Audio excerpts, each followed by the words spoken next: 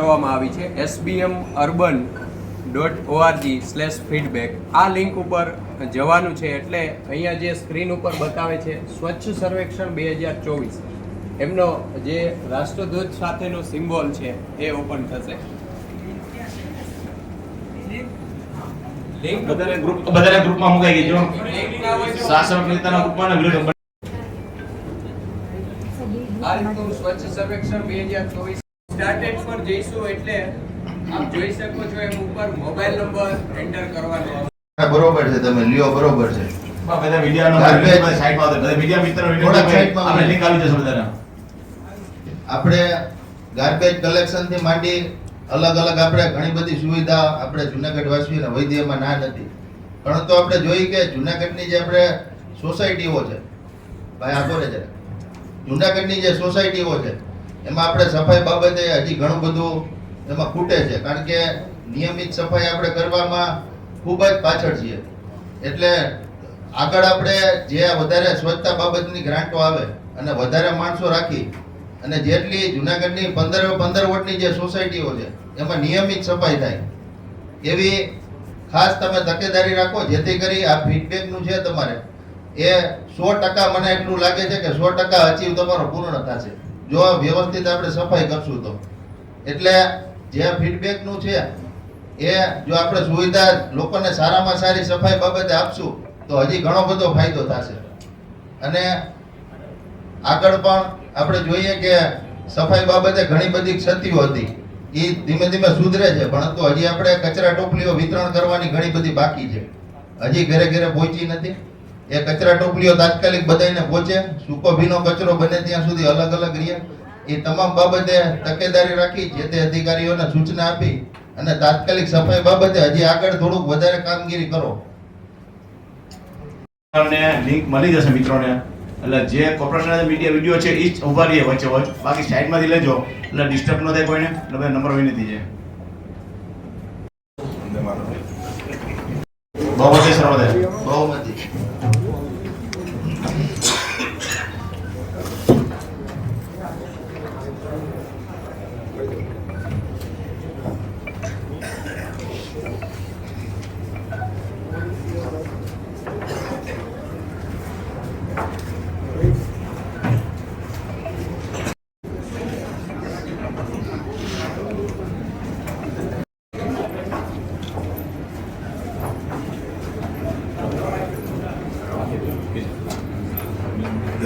બોર્ડની કાર્યવાહી શરૂ થઈ પહેલા તમામ મીડિયાને વિનંતી કે તમને માનીય મેયરશ્રી અધ્યક્ષને કીધું તમને લિંક આપી દેશે, એટલે પ્લીઝ આપ સાઈડમાં લઈને જો લે તો વધારે સારું રહેશે. બધા બીજા સભ્ય ખ્યાલ નવા સભ્યો છે ખબર નહીં પણ પાછળથી એટલા માટે બજેટ મંજૂર કરવાની સ્થાયી સમિતિ નંબર 1 તારીખ 17/2/25 ને બહાર રાખવા કરે ભલામણ અંચે નિર્ણય લેવા બાબતે સોના સાથ અને સોના વિકાસ વિશ્વાસ અને સોના પ્રયાસના સૂત્રને ચરિતાર્થ કરતું 25-26નું જુનાગઢ મહાનગરપાલિકાનું બજેટ. જુનાગઢ શહેર ઐતિહાસિક, સાંસ્કૃતિક અને પ્રાકૃતિક પ્રવાસ નગરી છે. શહેરના સર્વાંગી વિકાસ વધુમાં વધુ પ્રવાસ ક્ષેત્રે થાય તેવો અમારો પ્રયાસ છે. તેમજ ભારતીય જનતા પાર્ટી દ્વારા જુનાગઢ મહાનગરપાલિકામાં સૌપ્રથમ સ્થાયી સમિતિમાં એક મહિલા ચેરપર્સન તરીકે જવાબદારી આપેલ છે, જે મહિલા માટે ગૌરવની વાત છે. અને ચેરપર્સન શ્રીએ નારી અભિનહારીના સૂત્રને સિદ્ધ કરવા બજેટને જુનાગઢ મહિલાઓને ધ્યાનમાં રાખી બનાવવામાં આવેલ છે. જુનાગઢ મહાનગરપાલિકાનું સ્થાયી સમિતિ દ્વારા આપવામાં આવેલ બજેટમાં જમીન ભાડા અને ઇમારત ભાડામાં કરવામાં આવેલ 30%નો વધારો રદ કરી નાણાકીય વર્ષ 25-26નું 1457.52 કરોડનું અને 2.19 કરોડનું પુરાંતવાળું બજેટ આપસો સમક્ષ રજૂ કરવા અર્થની લાગણી. આ બજેટ તૈયાર કરતી વખતે જુનાગઢ મહાનગર અને મહાનગરના નગરજનો ઈચ્છાઓ અને લાગણીઓને ધ્યાનમાં લેવામાં આવી છે. જુનાગઢ મહાનગરપાલિકા દ્વારા ભાજપ પક્ષને સ્પષ્ટ બહુમતી 48 સીટ સાથે ભાજપના પ્રતિનિધિઓ ચૂંટાઈ આવેલ છે. તેમની પણ શહેરના વિકાસના દ્રષ્ટિકોણ અને શહેરની પ્રજાની નાનામાં નાની જરૂરિયાતોને અને સુખાકારીની બાબતોને લક્ષ્યમાં રાખી વધુમાં વધુ વિકાસના કામો કરી શકાય તે માટે બજેટમાં જોગવાઈ કરવામાં આવે છે. જુનાગઢ મહાનગરપાલિકા કાર્યક્ષેત્રે મોટા ઉદ્યોગો કે ઔદ્યોગિક વિસ્તાર આવેલ નથી અને મધ્ય અને નાના ઉદ્યોગો આવેલ છે. આથી આવકના સ્ત્રોતને ધ્યાનમાં રાખી જુનાગઢ સુખાકારી કામો કરવા માટે આર્થિક પ્રશ્નો ન નડે તે બાબતે ધ્યાનમાં રાખી નવા કરવેરા નાખવામાં આવેલ નથી અને જે જૂના કરવેરા છે તેમાં થોડા વધારા સાથે નિયુક્તિઓ કર વધારા અને મહત્તમ સેવાઓના સૂત્ર સાથે બજેટ વાચા આપે છે. 30% રાખી દીધું તો કયો ભાઈ રાજેન્દ્ર સાહેબ, એ દુકાનોમાં મહાનગરપાલિકાની દુકાનોમાં 30% જેવું શૂટિંગ વધારો રાખી દીધો. એ તો તમે કયો, એ તો બજેટમાં બોલો તમે. 30% ભાડો વધારે નાખ્યો છે. મને પ્રથમવાર જુનાગઢ મહાનગરપાલિકાનું બજેટ જનરલ બોર્ડમાં રજૂ કરવાની તક મળે છે, જે બદલ ભારતીય જનતા પાર્ટીના મૂળદુખ અને મુક્તમ એવા આદરણીય શ્રી ભૂપેન્દ્રભાઈ પટેલ સાહેબ તથા પ્રદેશ અધ્યક્ષ શ્રી સી આર ભાઈ, એ તો બોલ્યા નહીં તમે. તેમજ શહેર ભાજપ પ્રમુખ શ્રી ગૌરવભાઈ રૂપાલિયા તથા મારા સાથી પદાધિકારીઓ ડેપ્યુટી મેયર આકાશભાઈ કટારા, બહેન શ્રી પલ્લવીબેન ઠાકર, ચેરપર્સન સ્થાયી સમિતિ શાસક પક્ષ નેતા શ્રી મનનભાઈ અબાણી, શાસક પક્ષ દંડક શ્રી કલ્પેશભાઈ અજવાણી તથા તમામ કોર્પોરેશનનો ખૂબ ખૂબ આભાર માનું છું. આ સાથે જુનાગઢના પ્રેસ પ્રતિનિધિ, ઇલેક્ટ્રિક મીડિયા પ્રતિનિધિ તેમજ શહેરના અગ્રણીઓ દ્વારા જે સાથ અને સહકાર મળ્યો છે તેઓનો આભારી છું. જુનાગઢ શહેરની જનતાનો મહિલા ઉત્કર્ષ માટે બજેટ રજૂ કરતા હર્ષની લાગણી અનુભવી રહ્યો છું. આ બજેટ લઘુત્તમ કર, મહત્તમ સેવાના સૂત્રો સાથે બહેન શ્રી પલ્લવીબેન ઠાકર, ચેરપર્સન શ્રી સ્થાયી સમિતિ દ્વારા બજેટ રજૂ કરેલ છે. તે બજેટમાં વેપારીઓને ભાડા કર રદ કરી આ બજેટમાંથી બજેટ મંજૂર કરવા આપ સૌને મારી નમ્ર વિનંતી છે. થેન્ક યુ સાહેબ, થેન્ક યુ. અધ્યક્ષશ્રી, બહુ આભાર તમારો. રદ કરી નાખ્યો છે. આ 30% નો વધારો છે. અરે, આવકારીએ છીએ. નાખ્યો છે. બરાબર. લલિતભાઈ બાબતે અમે પણ આવકારીએ છીએ. તો તમે વેપારીઓના જે ભાડા હતા કમિશનર શ્રીએ નહોતા સૂચવા, પણ તમે લોકોએ જે 30% ભાડું વધારી દીધું હતું એ ખરેખર વેપારીઓએ જે રજૂઆત અમને પણ કરી હતી અને એ ઘટાડ્યું એ બદલ બોડીનો અમે આભાર માનીએ. પરંતુ આમાં જે બીજા જે કરવેરા છે એ તમે સાંજમુના જાજામાં નાખી દીધા છે છુપી રીતે. એ એક વેરા પોઈન્ટ દીઠ 500 થી 700 રૂપિયા લોકોને વેરો વધી જશે. અત્યારે આ જે બજેટ છે આ બજેટમાં આપણે જોઈએ કે અગાઉ જે બજેટો થયા હતા એ બજેટના પણ હજી કામો પૂરા નથી થયા. આમાં મોટા ભાગના કામો છે એ એમના એકબીજા બજેટમાં ઉત્તરોત્તર છાપી અને એમના લલિતભાઈ, આ આપણું પ્રથમ બજેટ છે અને બધા જ કોર્પોરેટરો નવા કોર્પોરેટરો છે. એટલે આપ સૌ પાસે પણ હું સહકારની અપેક્ષા રાખું છું કે હવેના જે બજેટમાં જે કંઈ પણ આપણે જોગવાઈઓ કરી છે તો આ જોગવાઈઓ અનુસાર આગળ ઉપર આપણે કામ કરીશું અને એનું ફોલોઅપ લઈશું અને આપ સૌ સાથે રહેશો તો જુનાગઢનો વિકાસ છે આપણે બહુ સારી રીતે કરી શકીશું એવી હું આપ પાસે આશા રાખું છું. એ તમારી વાત સાચી પલ્લવીબેન, પણ તમને કહું જે ગયા વખતના બજેટ બોર્ડના જે મુદ્દા લીધા છે એ હજી અમારી પાસે સાક્ષી છે બજેટ બુક અને એના કામ થયા નથી. 4 ગૌશાળા લીધેલી છે, બાળકોના રમતગમત. સાંભળો મારી એક વાત પછી તમે બોલો. બાળકોના રમતગમત, સિનિયર સિટીઝનના કોઈ પણ કામ થયા નથી અને બજેટના જે એજન્ડામાં જ આવે છે ભાઈ. બજેટના એજન્ડામાં જ આવે છે. એજન્ડામાં છે, એજન્ડામાં બધું છે. વાસો એજન્ડામાં બેન, તમે વાંચ્યું હોય બજેટ તો તમે વ્યવસ્થિત વાંચી લ્યો બજેટ. આ બધા વિષયો એજન્ડાની અંદર આવી જાય છે. બેન આવે છે પણ એના કામ નથી હવે થતા. છે કામ નથી થતા. ખાતરી દ્યો આ બજેટની અમને ખાતરી કમિશનરની હાજરીમાં ખાતરી દ્યો કે જે બજેટમાં બુકમાં જે લીધા છે મુદ્દા એ કામ 100% કરવાના. નકર નહીં કરો તો અમે કમિશનર સામે બેસીશું પાસમાં. કાકી, તમે કોઈ વખતે બજેટના કામ કરતા નથી. બજેટના લો છો, વેરા વધારો છો પણ કામ કાકી, નથી કરતા. અમે 100% ખાતરી આપશું કે આ કામ સંપૂર્ણ પૂરા થશે. હા, નકર તો આ કમિશનરને ઓળખું છું કામ. કમિશનર સાહેબ તમારી જવાબદારી છે. કાકી, હવે. 100% થશે. આપણી આ બોડી છે એટલે આ કામ કરવાના છે. ખેલે ખેલે બુકુ અધૂરી મૂકી દ્યો છો. આમાં તમારી સાથ સહકાર આપવાનો છે ને 100% કામ અમારો પૂરો પૂરો કરશું. સાથ સપોર્ટ હશે તમારી હાથે. બસ તો પછી મંજુલા પણ કામ પૂરા કરજો. બજેટને અને કમિશનર સાહેબ તમને કહું છું કે તમારે આની તકેદારી રાખવાની છે. મારા મોટા બેન છો અને આપણે સાથે મળીને લલિતભાઈ. જૂનાગઢનો વિકાસ કરવાનો છે. લલિતભાઈ. એટલે ભાઈ, આ મિત્ર પ્રથમ સાહેબ બજેટ. સમજી શકાય મને. એક મિનિટ. ભાઈ મિત્રો, ભાઈ, અમારા જે કોર્પોરેટર છે એ બજેટ મુદ્દે થોડીક ચર્ચા કરવા માંગે એટલે સ્ટેપ બાય સ્ટેપ જે કોર્પોરેટરને અથવા ચૂંટાયેલા હોય એને ચર્ચા કરવાનો થોડોક સમય આપો બજેટ ઉપર. બોલો. ભાઈ, મારી રજૂઆત એ છે કે દર વખતે આપણે બેન સ્લોટર હાઉસ બજેટમાં લઈએ છીએ. શું એક મિનિટ સ્લોટર હાઉસ. હા, પ્લોટર. આ વખતે સ્લોટર હાઉસનું કંઈ બજેટમાં ઉલ્લેખ નથી. ઓકે. તમ એટલે સ્લોટર હાઉસ એની જગ્યા ફાળવવાની છે. સ્લોટર હાઉસ જગ્યા નથી બનાવવા માંગો છો કે કેમ? એમ. એનો એનો સમય દિયો અમને એટલે કંઈક ખબર તો પડે. ટૂંક સમયમાં જ નક્કી કરવામાં આવશે. એમ. એટલે કેટલા દી પછી અમે ઉઘરાણી કરીએ સાહેબ તમારી? 2 મહિનાની અંદર. પાકું હા.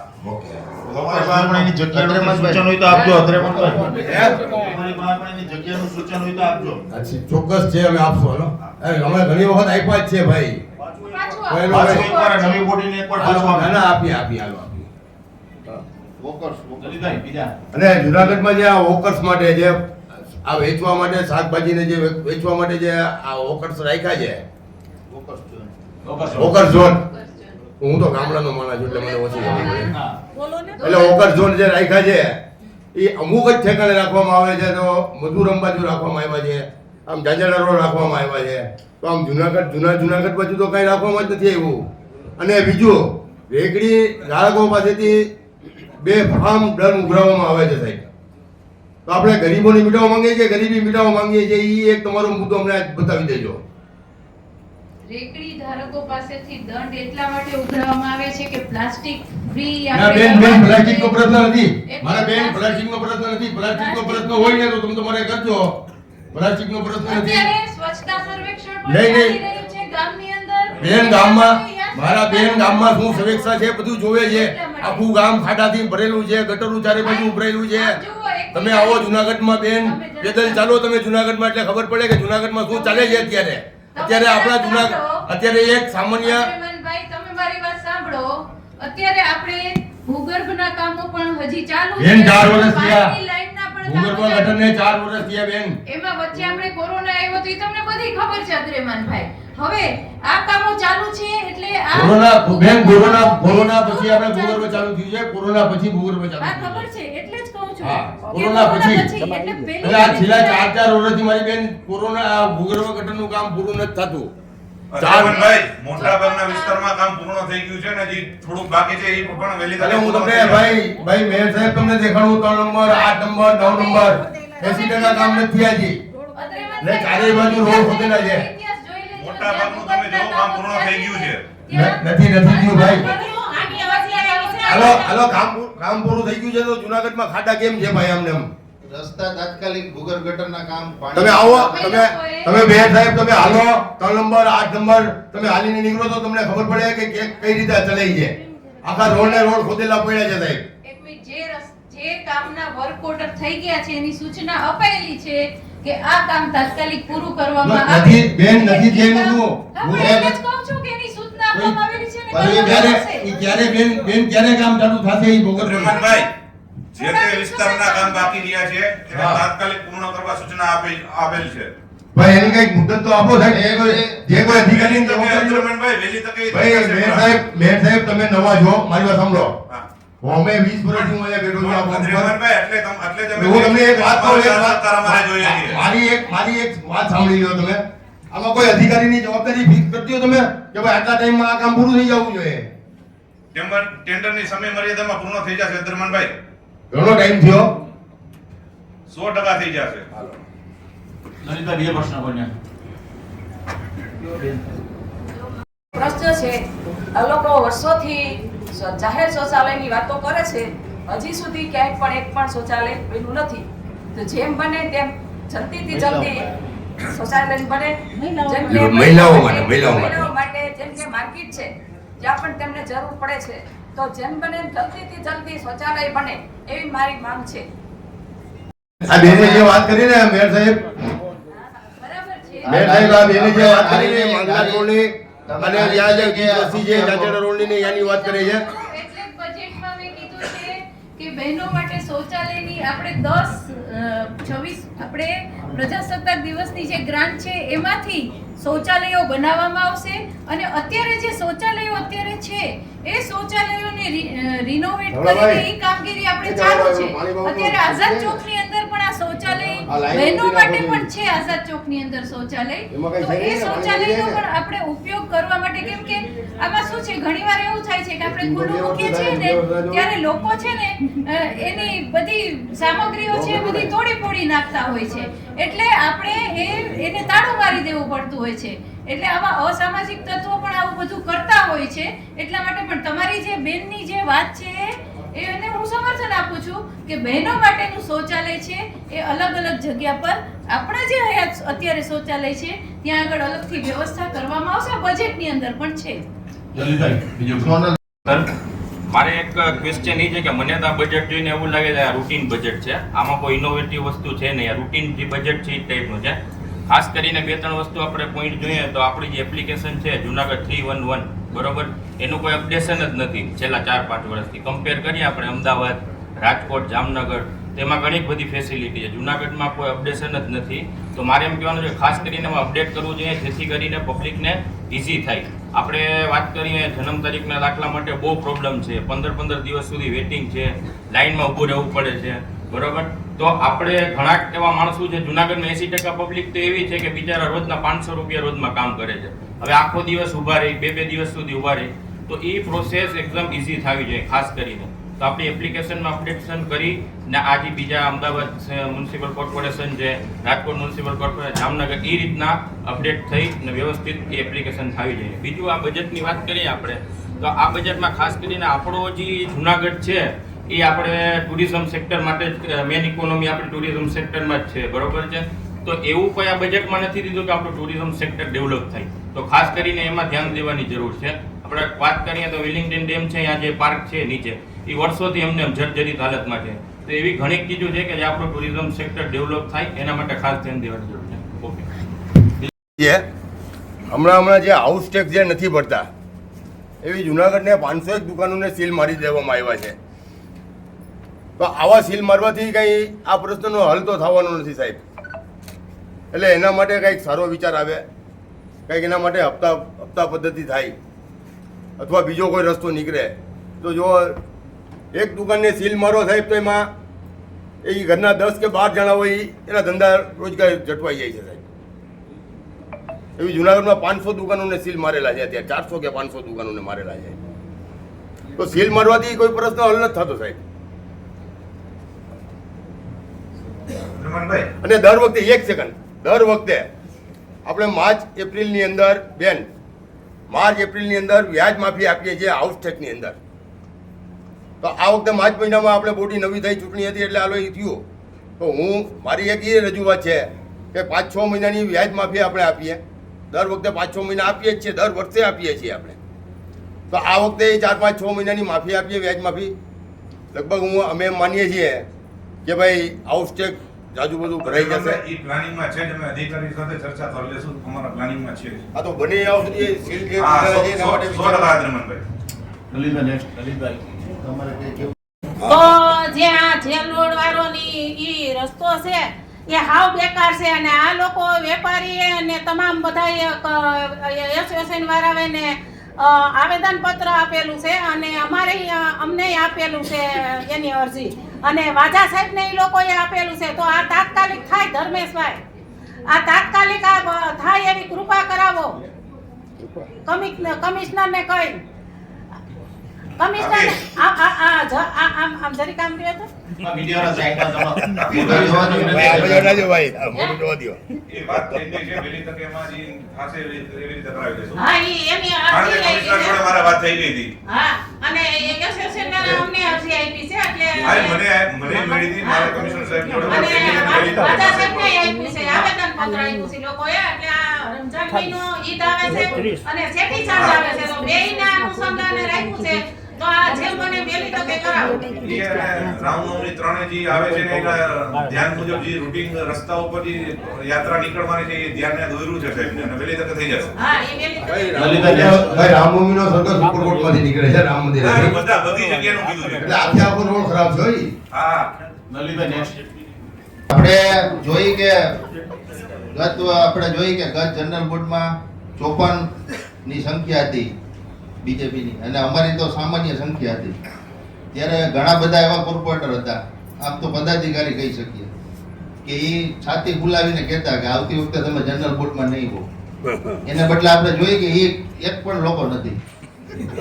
એટલે આમાં હે ને આપણે જે જનરલ બોર્ડ છે, આપણું જે જુનાગઢનું જે તંત્ર છે, કમિશનર સાહેબ છે, મેયરશ્રી છે, પલ્લવીબેન છે, એ તમામ જે 60 કોર્પોરેટર છે, બીજેપીના છે, અમારા કોંગ્રેસના છે, અપક્ષ છે, આપણે એ બધા સાથે મળી જુનાગઢનો વિકાસ થાય, સાચી દિશામાં થાય, એના માટે અમે પણ સાથ સહકાર આપશું.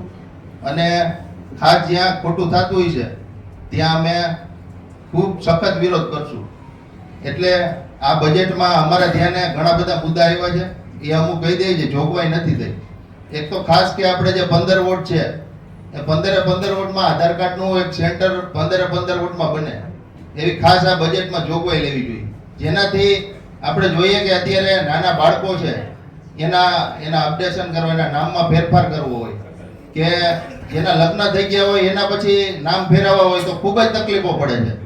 જેને હિસાબે જો વોર્ડવાઇઝ 15 વોટમાં એક સેન્ટર રાખવામાં આવે તો લોકોને સારામાં સારી સુવિધા, આ સુવિધાઓ સાચી છે, આ સુવિધા મળશે તો લોકો ખુશ થશે. એને અત્યારે ધંધા રોજગાર બંધ કરી અને ક્યાં ક્યાં ભટકવું પડે છે, ત્યાંથી ડોક્યુમેન્ટના ધક્કા ખવડાવવામાં આવે છે.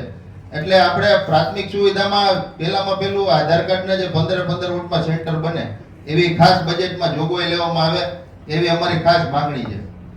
પછી બીજું છે કે આપણે જે બાબા છે 14મી એપ્રિલ આવે છે, ડોક્ટર બાબા સાહેબ આંબેડકરની જન્મજયંતિ, 2 વર્ષથી આપણે એની કાંઈ કોઈ આપણે આપતા નથી એને.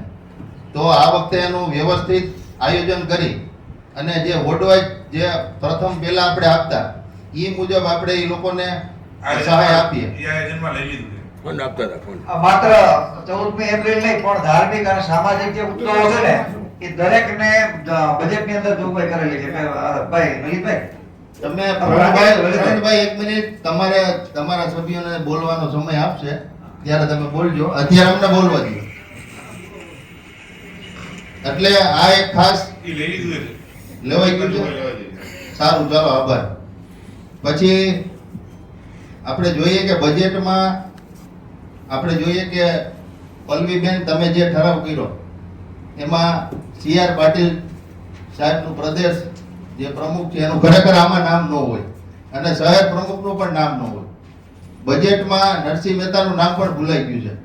આ નરસૈયાની નગરી છે એટલે એનું આપણે સ્વમાન પહેલા જાળવવું જોઈએ. આ નરસિંહ અને સરોવરના નામે આખું બધું આપણે આની અંદર ઉલ્લેખ છે. એ તો બેન પહેલેથી છે બેન, એવું નથી. નરસિંહ સરોવર, નરસિંહ મહેતા તળાવ એ આપણે પહેલેથી છે, પણ આ એક આપણે તકેદારી અને જે આ જે બજેટ છે એ આપણું જુનાગઢનું બજેટ છે. વડાપ્રધાન શ્રી અને મુખ્યમંત્રી શ્રીનું નામ તમે ઉલ્લેખ કરો એ બરોબર છે, પરંતુ પ્રદેશ પ્રમુખ અને આપણે શહેર પ્રમુખ એનું આમાં નામ આપણે ઉલ્લેખ કરવાનો ન હોય તો આમાં એવું લાગે કે આ ભાજપની એક પુસ્તિકા છે પ્રચારની, આ બજેટ નથી. આમાંથી બેન એવું સાબિત થાય છે.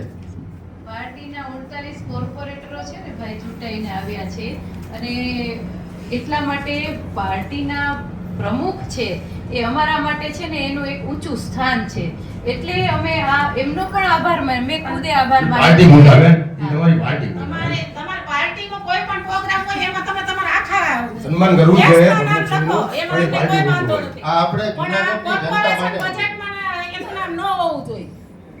તમે એટલે મુખ્યમંત્રી અને આપણે વડાપ્રધાનનું નામ નાખો એ આ બે બરોબર છે. નામ ઠરાવમાંથી દૂર કરવાની અમે સહાય અહીંથી પ્રમુખ તો હાલો અમે અમારા દરખાસ્ત સહાય કરીએ. પ્રમુખનું લખાવી બજેટમાં બધાય નાખી દે.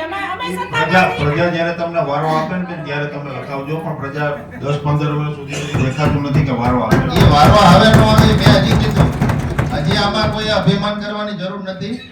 અહીંયા ઘણા બધા જાતિ ગુલામી કહેતા ને અભિમાન લલિતભાઈ કોઈ નથી અમારો કરતા. વારો આવે તો કાંઈ નહીં. પ્રજાના પ્રજાના મતથી 48 કોર્પોરેટરો ચૂંટાણા છે એટલે કોઈનો અભિમાન નથી. પ્રજાના મતથી ભારતીય જનતા પાર્ટીને સ્પષ્ટ બહુમતી 2/3 કરતા વધારે બહુમતી પ્રજાના મતથી મળી છે. અભિમાન કોઈ નથી કરતા. અભિમાન અમારું નથી, અમારા નહીં, નામ એમાં વિશ્વાસ ના કરે.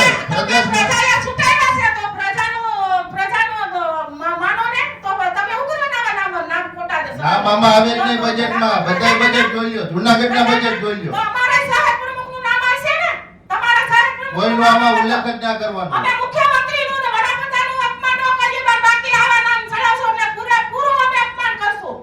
આ જે જનરલ બોર્ડ ને આ જે જુનાગઢની સંસ્થા છે એ જુનાગઢના લોકોના ચૂંટાયેલા કોર્પોરેટરની છે. બેન, અપમાનની વાત ન કરો. અપમાન અમારી સંસ્કૃતિ નથી, અમારી એવી નીતિ રીતિ નથી કે અપમાન કરીએ. એટલે આ શબ્દ તમે ન બોલો. પણ તમે કહો છો કે અપમાન બાકી આપણે સાથે મળીને કરીએ. અમે આવશું તો તમે આવો તો અમારી ક્યાં ના છે? તમને જૂનાગઢે વખરે બહુમતી દીધી, આખરે બહુમતી દીધી, તો પ્રજાના કામમાં તમે નામ રાખો ને.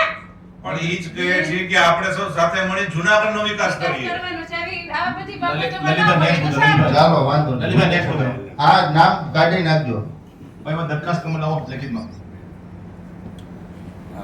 ટેકા દરખાસ્ત સાથે પછી આપણે આમાં જોઈએ બેને નારી કભી નારી એવું સૂત્ર આપ્યું છે. તો બેન મહિલાઓને આપણે જોઈએ કે પ્રશ્નો છે પહેલા તો પાણી, નિયમિત પાણી આપણે વિતરણ નથી થતું.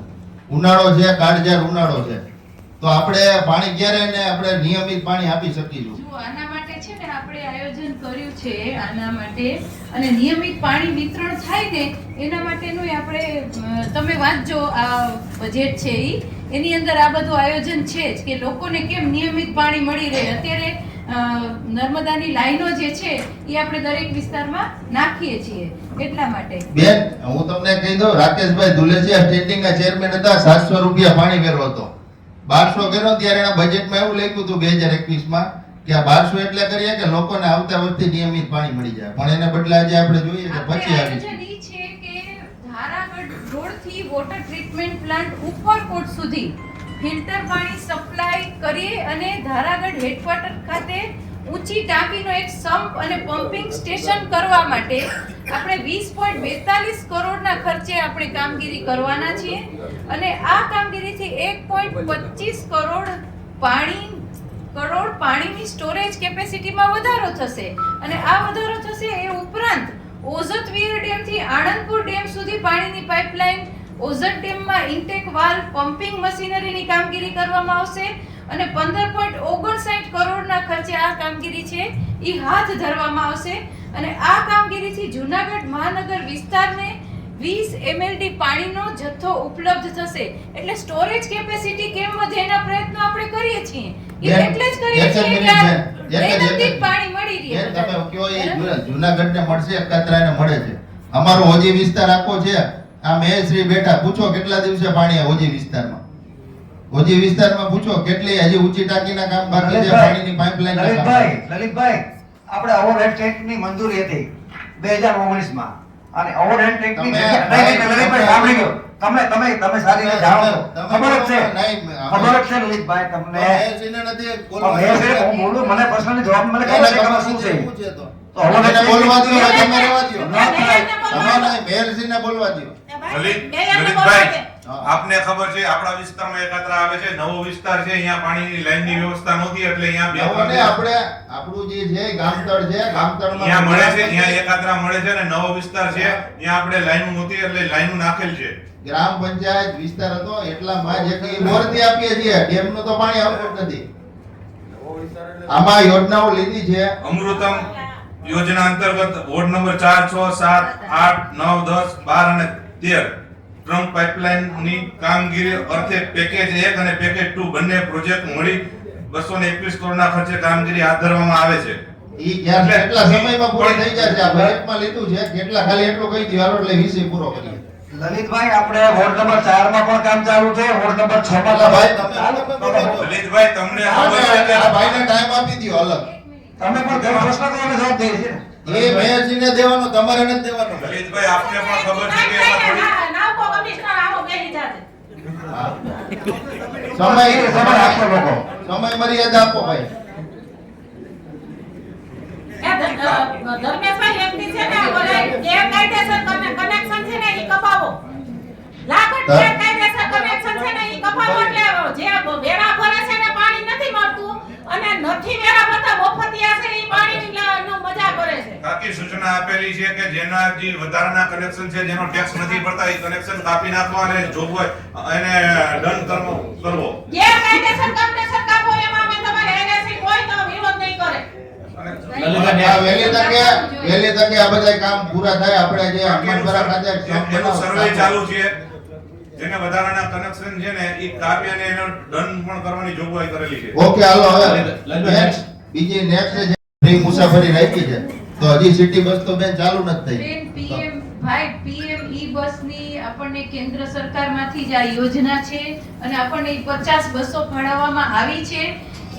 એનું ચાર્જિંગ સ્ટેશન પણ આપણે કરવાના છીએ, એનું બસ સ્ટોપ પણ આપણે કરવાના છીએ અને એ લગભગ ઓગસ્ટ સપ્ટેમ્બરની અંદર આપણી પાસે આવી જશે. બેને ટૂંકી માહિતી ખાલી આપી દો ક્યાં એનું ટર્મિનલ બનશે અને કેટલા સમયમાં એ ચાલુ થશે? બસો મેં તમને કીધું ને ઓગસ્ટ સપ્ટેમ્બરની અંદર. અને આપણે બસ સ્ટેન્ડ આગળ એનું ટર્મિનલ બનશે અને ચાર્જિંગ સ્ટેશન છે એ અહીંયા ઝાંઝરા. બેન આની પહેલા સીએનજી બસો ફાળવી હતી એ હજી એનું કઈ ઠેકાણું નથી. એટલે આ એવું ન થાય. આ બજેટમાં અમે નકર આ તમને ઓગસ્ટમાં હિસાબ માંગશું બધું. અઢી વર્ષ વયા ન જાય ત્યાં નહીં. નેક્સ્ટ પછી કમિશનર સાહેબ એક તમને જે આપણે આમાં બજેટમાં કીધું છે કે આપણે જેટલું બને એટલું ઓનલાઈન ફરિયાદ નિવારણ થાય, પેપરલેસ થાય, તો આપણે જે 311 છે એને તો અપડેશન કરવાની ખાસ જરૂર છે. અને બીજું વોટ્સએપ સુવિધા હતી સારામાં સારી હતી કે લોકો વોટ્સએપ છે એ ઈઝી છે. 311 માં ખૂબ તકલીફ પડે ફરિયાદ કરવામાં, સામાન્ય માણસોને ન ખબર પડે. લલિતભાઈ 2654 વોટ્સએપ નંબર છે એ બંધ છે ભાઈ ટોલિયાભાઈ. બંધ છે. આ પૂછી લ્યો, તપાસ કરી લ્યો કેદી ચાલુ થશે ખાલી એટલું કહી દો. અત્યારે 311 માં છે ને જે કમ્પ્લેન આવે છે ને એ લગભગ મેક્સિમમ એ કમ્પ્લેન છે ને એ સોલ્વ થઈ જાય છે. મારો ખુદનો અનુભવ છે. સોલ્વ થઈ જાય બેન. વોટ્સએપ સુવિધા એ સારામાં સારી સુવિધા છે. એના માટે અમે કહીએ છીએ એ નાગરિકો માટે છે, અમારા માટે નહીં. ઓકે. આપણે સામાન્ય જે જનતા છે એ તાત્કાલિક એમાં ફરિયાદ કરી શકે. લલિતભાઈ, આમાં ચેટબોર્ડ આપણે બજેટમાં લીધેલું છે. ચેટબોર્ડથી એનું ત્વરિત નિરાકરણ આવે એવી પણ જોગવાઈ બજેટમાં કરવામાં આવી છે. એ ક્યારે ચાલુ થાય ચેટબોર્ડ? આગામી વર્ષમાં બજેટ છે એ અંદાજપત્ર આખા વર્ષનું, એટલે આ વર્ષમાં એ સેવાનો લાભ આપણને મહાનગરપાલિકાની જનતાને મળી જશે. હાલો આવતી વખતે પકડજો નહીં થાય તો. લલિતભાઈ, આપને બધાને બ્રીફ કરું કે અમુક પ્રશ્નો રજૂ કરવામાં આવ્યા છે 311 ના સંદર્ભમાં. હા હા 311 એપ્લિકેશન આમ અમૃતભાઈ છે. 311 એપ્લિકેશન બિલકુલ ચાલુ છે. મીડિયા મિત્રો વિનંતી છે.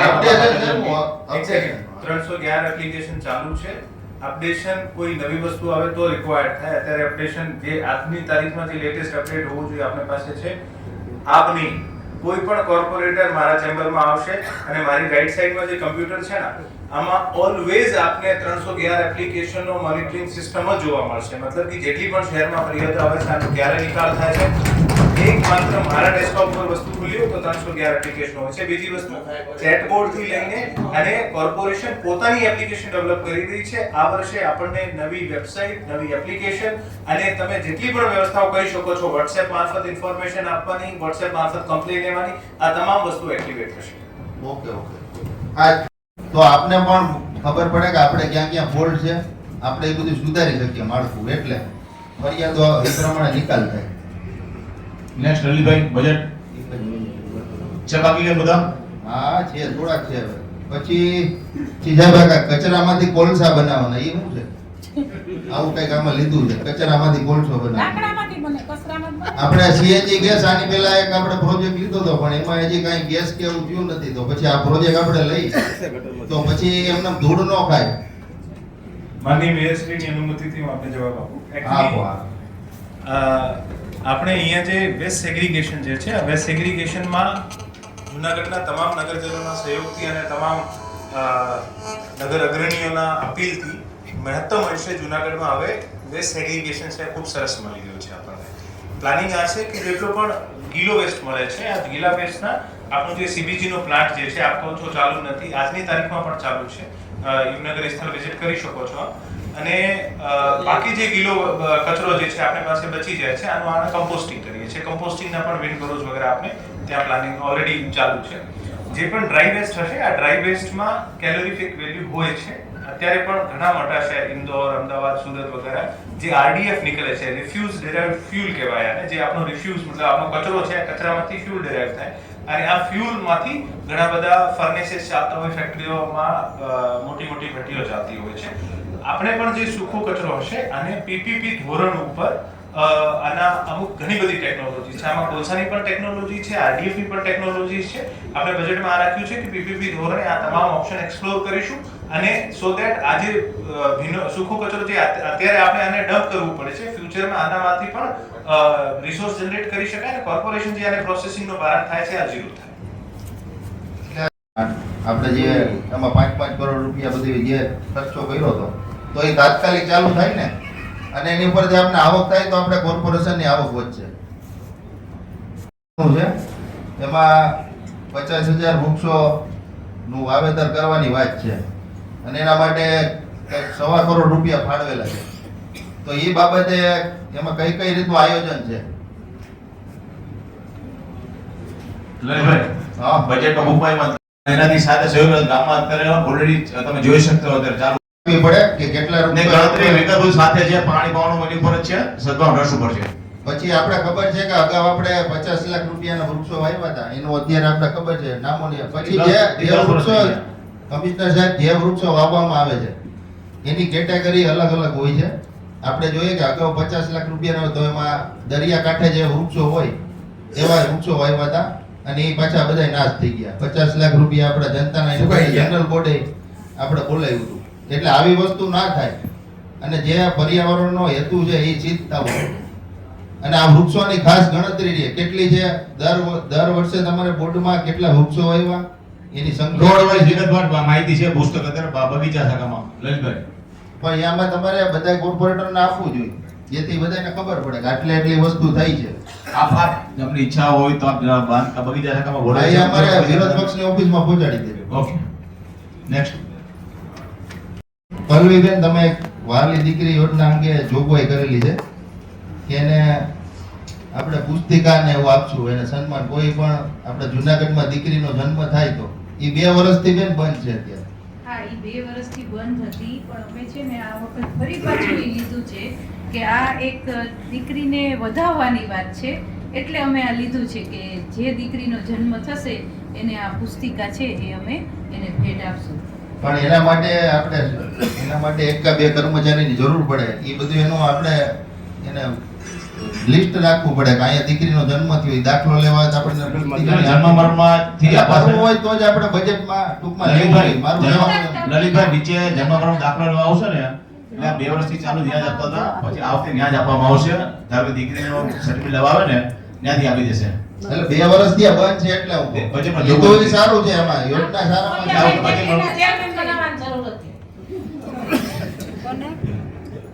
નેક્સ્ટ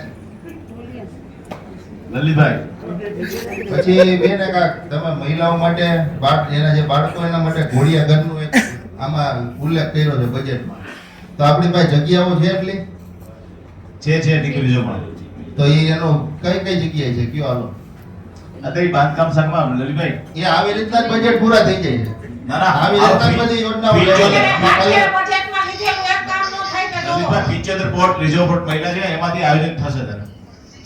પણ આપણે ટોલિયાભાઈ બાયપાસ ઉપર કરીએ અને મહિલાઓ તો અહીંયા આવતી હોય આપણે આ બાયપાસ જો 2 3 એક નથી, એક ગામમાં બને, એક મિડલમાં બને અને એક જોશીપુરામાં છે ખાસ.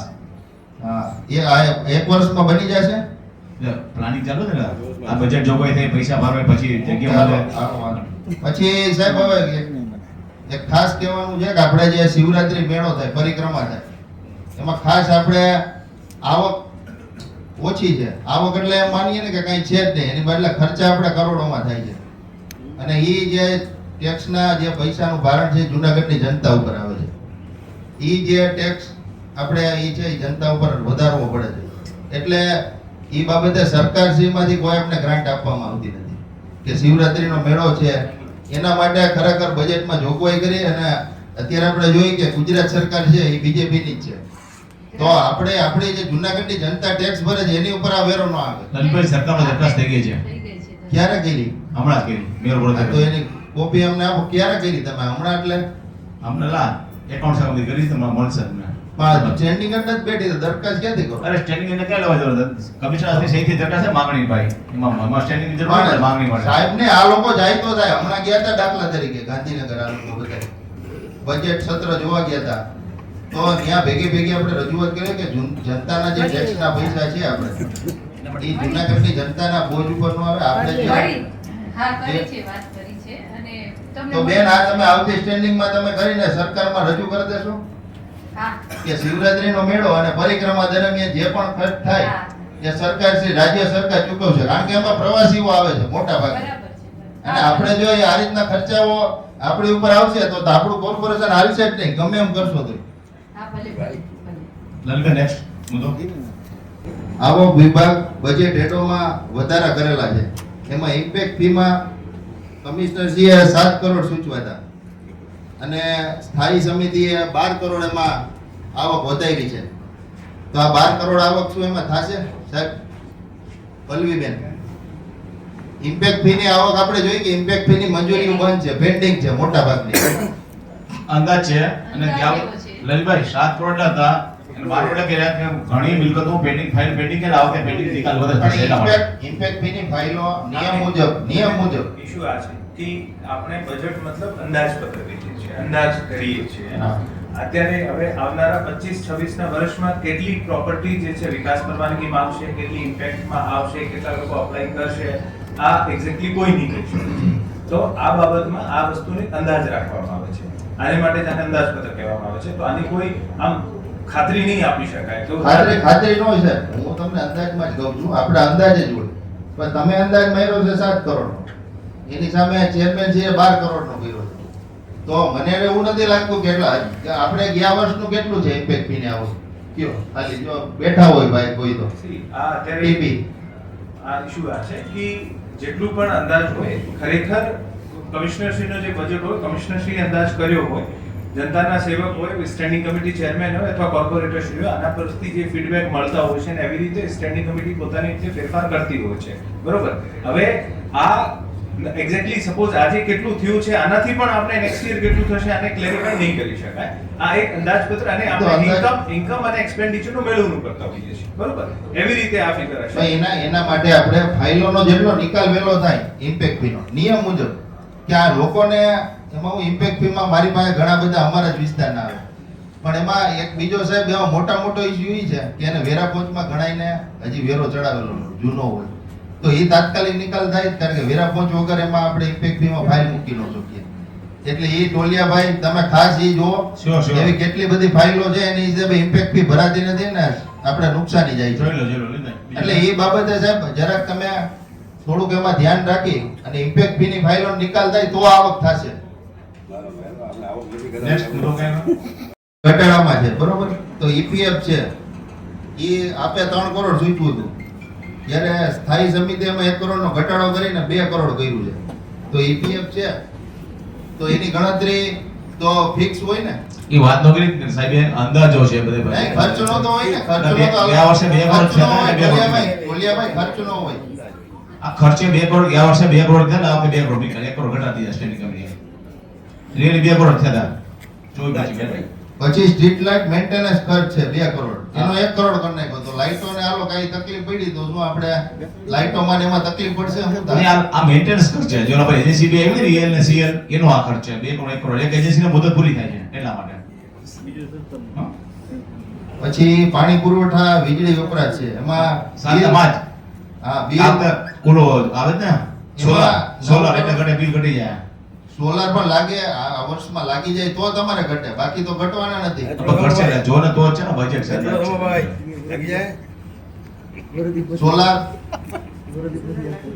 સોલાર છે સોલાર જો આપણે તાત્કાલિક લાગે તો આપણે લાઇટ બિલમાં આપણે ઘટાડો કરી શકીએ, બાકી તો આમાં કેમ ઘટે? કારણ કે વીજળીનો તો અંદાજ છે જ આપણે કે 9 કરોડનું બિલ આવે છે તો 9 કરોડ આવવાનું છે. તમે 2 કરોડ ઘટાડો તો જીબી વાળા તાળા મારી જાય, બધી લાઇટ કાપી જાય. કોઈ બાકી નથી રકમ જીબી વાળા કોઈ બાકી બધી ચૂકવતો કરી દીધો છે. આફ્ટર એવી ઇન્કમ છે અત્યારે 55 કરોડ થઈ ગઈ લલિતભાઈ. બધી આમાં બજેટોમાં જે બધી યોજનાઓ કરી છે એમાં આપણે જોઈએ કે અત્યારે ભૂગર્ભ ગટરનું કામ ચાલુ છે ચારે બાજુ. ભૂગર્ભ ગટરનું કામ પૂર્ણ થશે એટલે એસટીપી એના છે એ ચાલુ થશે.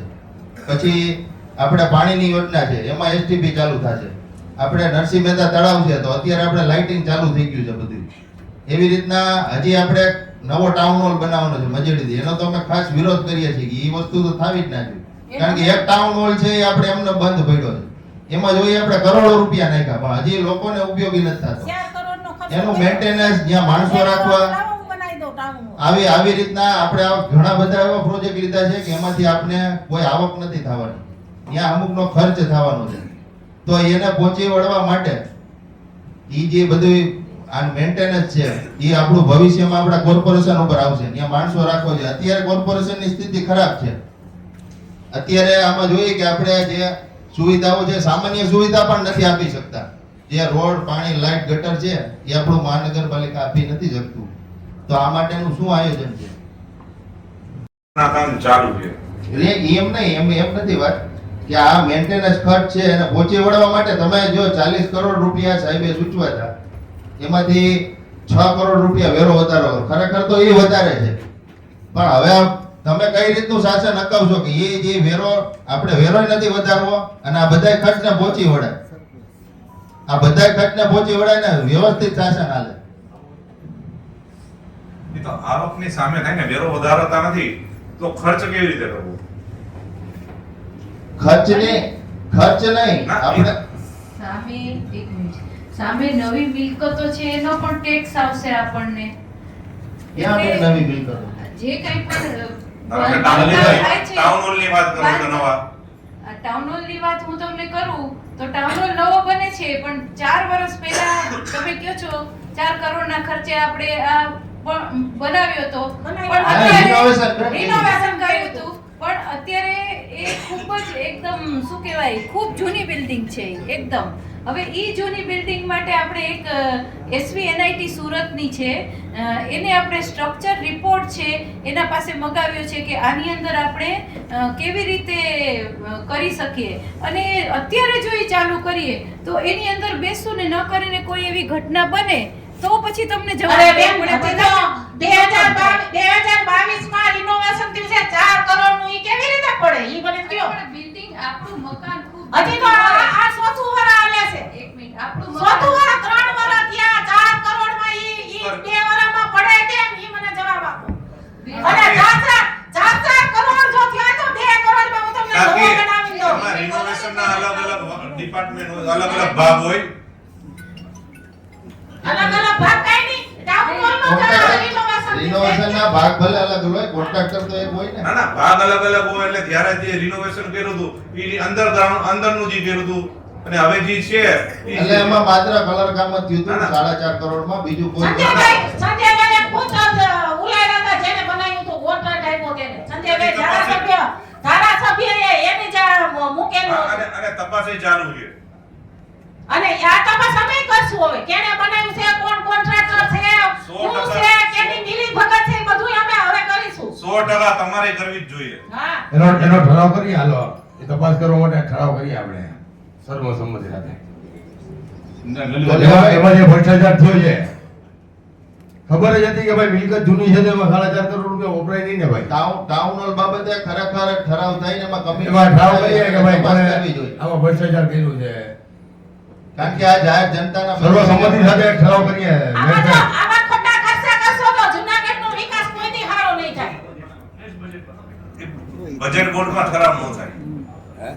આ બજેટ સિવાય ન થાય લલિતભાઈ. પણ આપણે કરવો હોય તો થાય. મેયરશ્રીને અધિકાર છે BPMC માં જોગવાઈ હા છે. બજેટ જોગવાઈ સિવાય ન થાય લલિતભાઈ. બજેટ ની કોઈ હોય તો ચર્ચા નહીં હસીને પૂછવું પડે પાર્ટીને પૂછ્યા વિના કે નિર્ણય ન લઈ શકે. એની સિસ્ટમ છે. નેક્સ્ટ લલિતભાઈ છે કે બજેટ વગર તો બજેટ સર્વસંમતિ લલિતભાઈ.